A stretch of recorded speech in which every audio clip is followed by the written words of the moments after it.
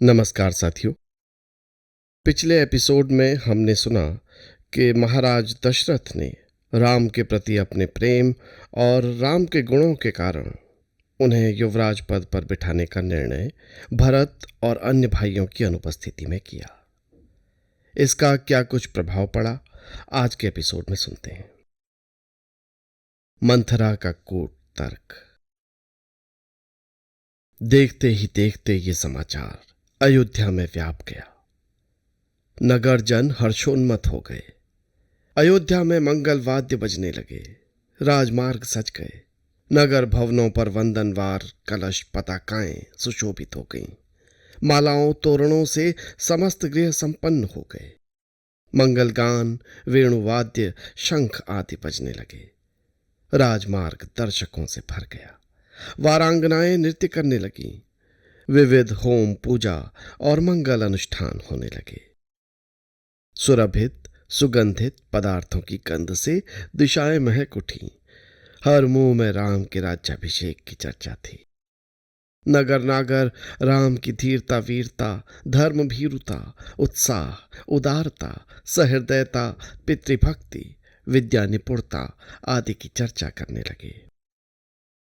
भोर में राज्याभिषेक की तैयारी और उत्सव की शोभा को कैकई के सतखंडे हर्म की छत से दासी मंथरा ने देखा। उसने देखा पुरवासी आनंद कोलाहल कर रहे हैं। द्वार द्वार पर ध्वजा, पताकाएं, पुष्पमालाएं सुशोभित हैं। दर्शकों की भीड़ और चहल पहल राजद्वार तक बढ़ गई है। राजद्वार पर विविध वाद्य बज रहे हैं। उसने नीचे आकर राम की धाय से, जो कि पीले वस्त्रों से सुशोभित थी, पूछा, अरे आज अयोध्या में ये कैसा उत्सव है? बड़ी रानी कौशल्या आज क्यों अन्न, वस्त्र, स्वर्ण, रत्न लुटा रही है? और राजद्वार पर ये भीड़ कैसी है? तब राम की धाय ने बताया, अरे मूर्खा, तू इतना भी नहीं जानती? सुना नहीं तूने? आज राम का राज्याभिषेक हो रहा है।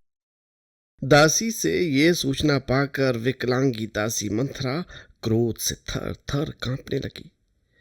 वो कैकई के पित्रालय की पुरानी दासी थी। कैकई को उसने गोद में खिलाया था, दूध पिलाया था। शुल्क की बात वो जानती थी। आनव जाति की स्त्री स्वाधीनता से वो परिचित थी।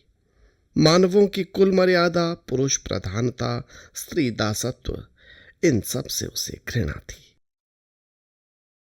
वो बड़ी बुद्धिमती और तीखे स्वभाव की वृद्धा थी। रानी की मोह लगी थी। वो दशरथ के विश्वासघात और वचन भंग को देख अग्नि के समान भभक गई। उसने मन में कहा, भरत शत्रुघ्न को ननिहाल भेजकर राजा ने ये अच्छी युक्ति निकाली है। वो अब अपने वचन को पूरा निभाना नहीं चाहता। वो तीव्र गति से रानी कैकई के शयनागार में पहुंची। रानी कैकई अभी सो रही थी। वहां जाकर उसने रानी से कहा, अरे रानी कैकई, क्या आज तेरी निद्रा भंग न होगी? क्या तू नहीं जानती कि तेरा भविष्य आज अंधकार में डूब रहा है? तेरे ऊपर घोर संकट आने वाला है। तेरे पाप का उदय हुआ है, उसका फल तुझे शीघ्र ही मिलने वाला है। राजा मीठी मीठी बातें बना जाता है, तुझे पुष्पहार, आभूषण और रत्न मिल जाते हैं, तो तू समझती है राजा तेरा ही है। पर मैं कहती हूँ, अरे अजान, तेरे साथ छल हो रहा है, कोरी प्रवंचना, धोखा है, धोखा। अरे रानी, तू धोखा खाएगी। मंथरा दासी की ऐसी कटु व्यंग्योक्ति सुनकर रानी कैकई हंसती। उसने हंसकर कहा, आज क्या बात है? घोरी में तू बकझक कर रही है? किसने तुझे क्रुद्ध किया है, बोल? और तेरा मुंह क्यों सूख रहा है? क्या कोई अमंगल हुआ है? कैकई की ऐसी मीठी वाणी सुनकर उसने कहा, अमंगल और कैसा होता है भला? आज राम का यौवराज्य अभिषेक हो रहा है और तू बेखबर सो रही है। तू समझती है राजा तुझे प्यार करता है, पर आज तो वो कौशल्या को राजलक्ष्मी प्रदान कर रहा है। आप समझी मैं इसीलिए उसने भरत को ननिहाल भेज दिया था। अरे सोच तो, यदि राम राजा बन गया तो तेरा क्या हाल होगा। हाय, मैं तो इसी सोच में मरी जाती हूँ। पर तू भी तो अपना कुछ बुरा भला सोच। अपने पुत्र के हित अब भी सचेत हो, समय रहते सचेत हो। मंथरा के ये वचन सुनकर कैकई ने कहा, अरे, राम को यौवराज्य मिल रहा है तो तू दुख क्यों करती है? इसमें दुख और शोक की क्या बात है भला? मैं तो राम और भरत में भेद नहीं समझती। राम और भरत मेरे दो नेत्र हैं। राम का राज्याभिषेक हो रहा है, मैं तो प्रसन्न हूं। और ये तो शुभ समाचार है। ये ले रत्नहार, ये सब आभूषण मैं तुझे पुरस्कार में देती हूं। ये कहकर उसने प्रसन्नता से अपने सब रत्नाभरण उतारकर मंथरा पर फेंक दिए। परंतु कैकई के इस व्यवहार से मंथरा और भी जल भुन गई। उसने वे गहने पटक दिए और तमक कर बोली, अरे मूर्ख, तेरी ये कुबुद्धि मुझे तनिक भी नहीं सुहाती। तू दुख के स्थान पर सुख मना रही है। अरे, सौत का पुत्र राजा बने और तेरा पुत्र दास, इसकी तू खुशी बनाए। ऐसी तेरी बुद्धि है। हरि कह कई, ये राम राज्य की सूचना नहीं है, हम लोगों की मृत्यु की सूचना है। आज राम राजा बनेगा और कौशल्या राजमाता बनेगी, और तुम दासी की भांति हाथ बांध कर उनके सम्मुख जाओगी। भरत राम का दास होगा, सीता रानी बनेगी और भरत की स्त्री मांडवी उसकी दासी। ये सब तू अपनी आंखों से देख सकेगी। तुझे छोड़ और कौन बुद्धिमती स्त्री ऐसे अवसर पर प्रसन्न हो सकती है? वास्तव में कैकई राम को पुत्रवत प्यार करती थी। उसके मन में तुच्छता का भान भी न था। वो अपने शुल्क की बात भी भूल गई थी। राजा का प्यार और अयोध्या का वैभव उसे प्रिय था। उसने बूढ़ी धाय मंथरा से ऐसे वचन सुन नरमी से कहा, धात्री माता, तू स्नेह से ऐसा कहती है, परंतु राम तो यौवराज्य के सर्वथा योग्य है। वो धर्मात्मा है, उदार है, सत्यवादी और प्रजापालक है। मुझे तो वो अपनी माता समझता है। फिर भला भरत और राम में अंतर क्या है? राम को राज्य मिलना तो भरत को राज्य मिलने जैसा ही है।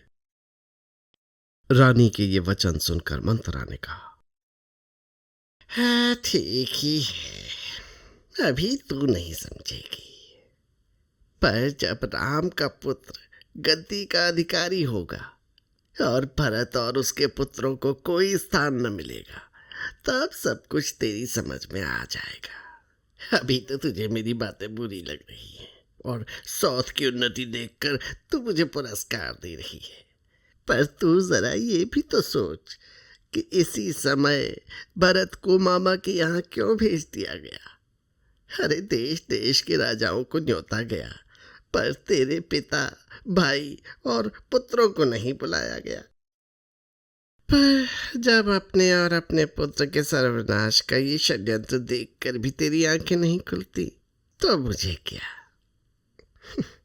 जब राम राजा हो जाएगा और तू भरत को लेकर एक कोने में दासी की भांति पड़ी रहेगी, या जब सौत कौशल्या के सम्मुख तुझे हाथ बांध कर खड़ा होना पड़ेगा, तब तुझे पता चलेगा कि मैंने तेरे कितने हित की बात कही थी। मंथरा के इस विश्वमन से कैकई का मन फट गया। धीरे धीरे उसे उसकी सभी बातें ठीक प्रतीत होने लगी। उसने धीरे से कहा, तो मंथरा, तू बता, तू क्या कहती है कि मेरे भरत का हित किस बात में है? मैं क्या करूं? क्या करूं?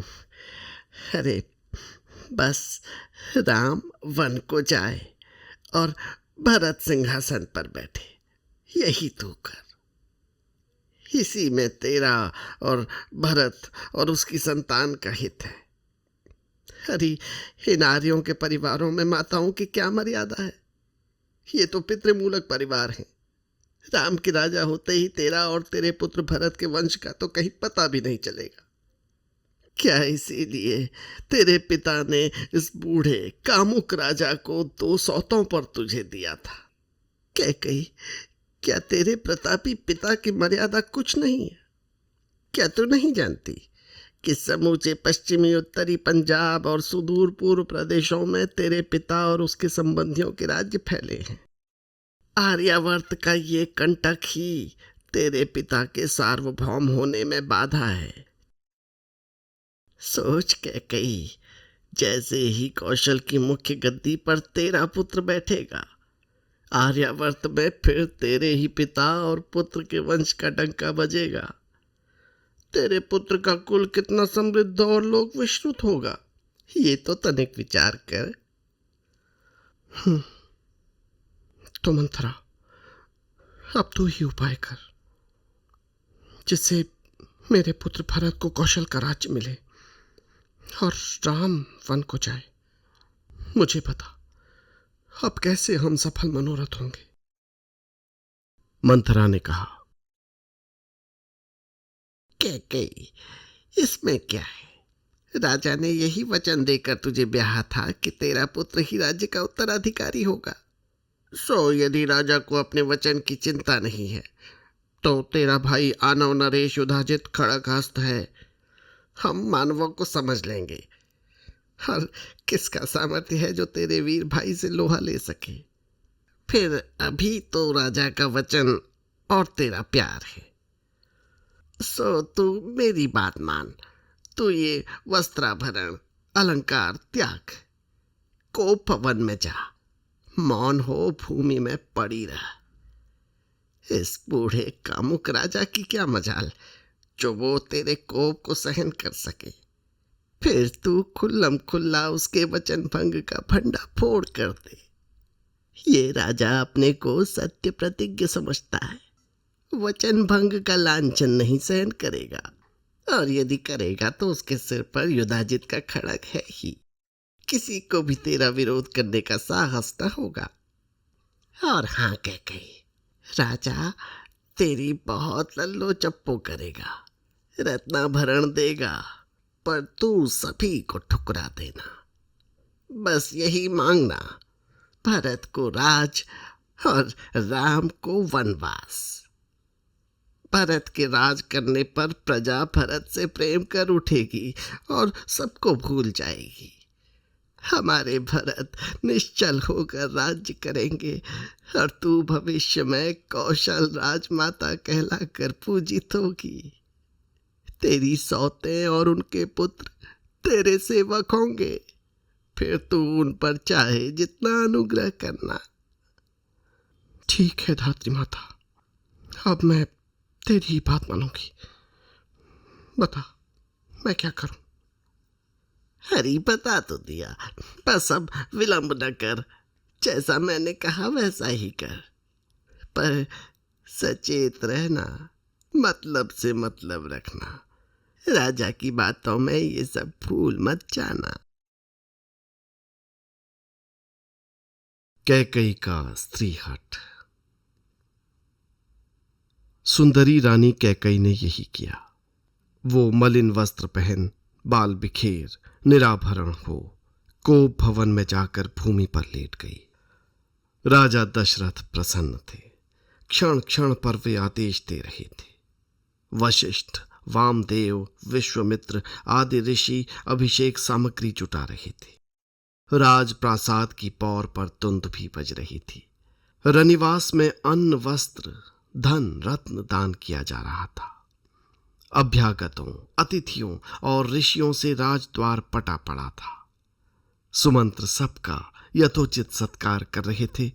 इसी समय राजा को संदेश मिला कि देवी कैकई कोप भवन में चली गई हैं। देवी कैकई का राजमहालय अति भव्य था। उसमें सभी प्रकार के सुख साधन उपस्थित थे। वो भवन स्वर्ग के समान प्रकाशवान था। सब ऋतुओं के अनुकूल सभी भांति की सुख सामग्री उस विलास कक्ष में थी। परंतु राजा ने आकर देखा, महल सूना पड़ा है। पुष्पाधार भूमि पर लुढ़क रहे हैं। गंध द्रव्य धूपदानों में नहीं जल रहे हैं। मंगल कलश इधर उधर लुढ़क रहे हैं। वस्त्र सज्जा सब अस्त व्यस्त छितराई पड़ी है। वो स्वर्गीय भवन नरक तुल्य लग रहा था। दासियों ने भयभीत मुद्रा से संकेत द्वारा राजा को बताया कि देवी कोप भवन में पड़ी है। राजा ने वहां जाकर कोप भवन में पड़ी रानी को देखा और दुखी होकर कहा, प्रिय, किसने तेरा अहित किया? तुझे क्या दुख है? क्या मैं तेरा कुछ प्रिय कर तुझे प्रसन्न कर सकता हूं? अरे प्रिय, तूने ये अपनी ऐसी दुर्दशा क्यों कर रखी है? कह, मैं तुझे प्रसन्न करने के लिए क्या करूं? इतना कहकर राजा उंगलियों से उसके केश पाश सहलाने लगा। फिर उसने कहा, प्रिय, तू तो मेरी सर्वस्व है। मैं ऐसे दीन वेश में इस प्रकार भूमि पर लौटते नहीं देख सकता। मैंने तो सदा तेरा हित किया, सदा तेरी प्रसन्नता का ध्यान रखा। अब भी मैं सब कुछ करने के लिए तैयार हूं। तू अपने मन की बात कह। तब रानी कैकेयी ने कहा, देव, मुझे न किसी ने क्रोधित किया है, न अपमानित। मैं आपसे केवल अपना प्राप्तव्य मांगना चाहती हूं। मेरे हृदय में कुछ मनोरथ हैं, संकल्प हैं, मेरी कुछ अभिलाषा है। मैं चाहती हूं कि आप वचन दें, प्रतिज्ञा करें, तो मैं अभी अपना मनोरथ आपसे कहूं। रानी के वचन सुनकर राजा ने हंसकर उसके बाल सहलाते हुए कहा, प्रिय, तू तो जानती ही है कि तू मुझे कितनी प्रिय है। राम के बाद यदि मेरा कोई प्रिय हो सकता है तो वो तू ही है। अतः मैं राम की शपथ खाकर कहता हूं कि तू अपना मनोरथ कह, मैं अवश्य पूर्ण करूंगा। मेरी इस प्रतिज्ञा के साक्षी सूर्य, चंद्र, देव, ऋषि, पितृगण हैं। रघुवंशी कभी अपनी प्रतिज्ञा से नहीं टलते, सो तू जान। कैकेयी राजा के वचन सुनकर बोली, देव, आप प्रतापी इक्ष्वाकु वंश के शिरोमणि नरपति हैं और आपका वचन अभंग है, ऐसा ही आपने कहा है। तो मैं आपको स्मरण दिलाती हूं कि आपने मेरे साथ ये शर्त करके विवाह किया था कि मेरा ही पुत्र आपकी गद्दी का उत्तराधिकारी होगा। इसके अतिरिक्त देवासुर संग्राम में आपने मुझे जो वचन दिए थे वो भी आपके पास धरोहर हैं। अतः अब इस प्रकार आप अपने वचन से उऋण हो जाएं कि मेरा पुत्र भरत राजा हो और राम आज ही वन जाए और वहां 14 वर्ष वनवासियों का जीवन व्यतीत करें। राजा दशरथ कैकेयी के ये वचन सुनते ही मूर्छित होकर धरती पर गिर गए। चेतना आने पर धिक्कार, धिक्कार उच्चारण करते हुए फिर मूर्छित हो गए, परंतु चैतन्य होकर फिर बोले, हरि कुलनाशिनी, तूने ये क्या किया? तू मेरे मनोरथ को फूलते फलते देख उसे समूल नष्ट कर रही है। अरे राम ने तो अपनी माता से भी अधिक तेरी सेवा की है। मैंने तेरे वचन पर विश्वास किया, ये मेरा ही दोष है। मैं दीन की भांति तेरे चरणों पर गिरकर तुझसे भीख मांगता हूं कि तू इस भयानक निश्चय को बदल दे।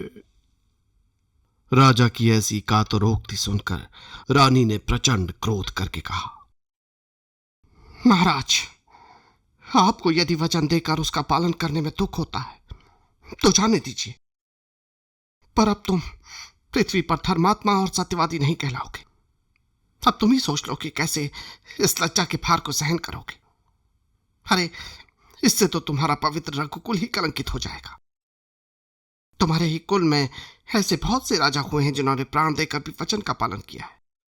सो राजन, यदि तुम्हें यश प्रिय नहीं है और तुम अपने वचन से मुकरना चाहते हो तो तुम ऐसा ही करो, परंतु मैं और मेरे पुत्र तुम्हारे दास बनकर नहीं रहेंगे। मैं तो आज ही विष पान कर प्राण दे दूंगी और मेरा समर्थ भाई तुमसे मेरा भरपूर शुल्क लेगा। मैं भरत की शपथ खाकर कहती हूं कि मैं किसी भी भांति किसी भी दूसरे उपाय से संतुष्ट नहीं हो सकती, सो तुम समझ लो। ऐसे कठोर और निर्मम वचन सुनकर राजा दशरथ अनेक विधि से विलाप करने लगे। उन्होंने कहा, प्रिय, दूर देश से जो राजा आए वो क्या कहेंगे? अब मैं कैसे उन्हें मुंह दिखला सकता हूं? हरि हरि, कुछ तो सोच। कुल की प्रतिष्ठा और राम की ओर देख। राम से तेरा इतना विराग क्यों है? परंतु जैसे सूखा काठ मोड़ा नहीं जा सकता, उसी प्रकार कैकई पर इन बातों का कोई प्रभाव नहीं पड़ा। उसने कहा, महाराज, आप धर्मात्मा और दृढ़ प्रतिज्ञ हैं। सारा संसार आज तक आपको सत्य प्रतिज्ञ समझता है, सो क्या आज आप उस प्रतिज्ञा को भंग करके कलंकित होना चाहते हैं? ये सुन राजा घायल हाथी की भांति भूमि पर गिर गए।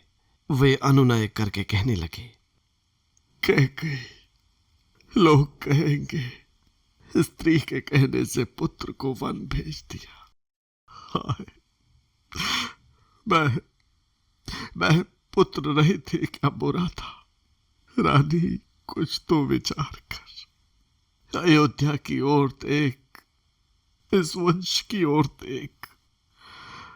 तू राम को ही राजा होने दे। वशिष्ठ, वामदेव सभी की यही सम्मति है और प्रजा भी यही चाहती है। कैकई, भरत भी यही पसंद करेगा। तू हट न कर। परंतु रानी नहीं मानी। महल के बाहर बंदी भाट यशोगान कर रहे थे, वाद्य बज रहे थे, गलियों और सड़कों पर चंदन केसर छिड़का जा रहा था, ध्वजा पताकाएं फहरा रही थीं और भूमि पर पड़े कराहते हुए राजा से रानी कह रही थी, राजन, तुम्हारा गौरव, यश, प्रतिष्ठा, मान, बड़ाई सब इसी में है कि सत्य का पालन करो। राम को आज ही वन भेजो और भरत को अभी राज्य दो।